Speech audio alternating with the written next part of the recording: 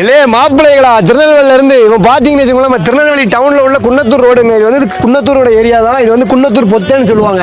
அது அடிவாரத்தில் வயல், இதான் மருது நிலம்னு சொல்லுவாங்க. பார்த்துக்கோங்க, நம்ம திருநெல்வேலியோட ஒரு பச்சை பசன் இருக்கக்கூடிய இடங்கள் இது ஒரு முக்கியமான இடம். இந்த குன்னத்தூர் அந்த பொத்தையோட அடியிலேயே இந்த மாதிரி வயலாக இருக்கும். அதே மாதிரி எங்கள் டவுன் ஏரியாவை பொறுத்த வரைக்கும் வயல் அதிகமாக இருக்க இடமும் இந்த ஊர் தாங்க. ஒன்னே ஒன்று சொல்றது நல்லா கேட்டுக்கோங்க, வெளுக்காத சாயம்னா அது விவசாயம் மட்டும்தாங்க. பாத்தீங்களா, இதாங்க அந்த விவசாய நிலங்க.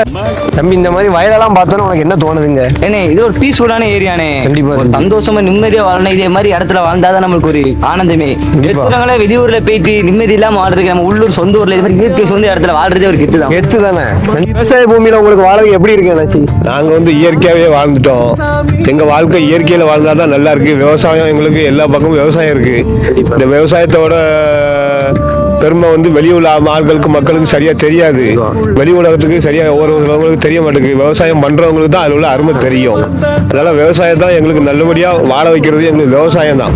விவசாயம் தான் நாங்க முன்னேற முடியும். ஒரு 3 மாசம் 4 மாசம் தண்ணி வராது, கால் வரத்துல தண்ணி வராட்டா கூட எங்களுக்கு கொஞ்சம் கஷ்டமா தான் இருக்கு. குடிநீர் பிரச்சனையும் அதை வச்சு வந்துருது. அதனால எங்களுக்கு கால் வரத்து போக்குவரத்து தண்ணி நல்லா இருந்ததுன்னா விவசாயம் நல்லா இருக்கும். மக்கள் எல்லா மக்களும் செல்ல செழிக்க விளைய வச்சு நல்லா உழைப்பாங்க, நல்லா சந்தோஷமா இருப்பாங்க. அப்படிங்கிறத எங்களுக்கு நல்ல நன்றியோட தெரிவித்துக் கொள்கிறோம். ஓகேண்ணே.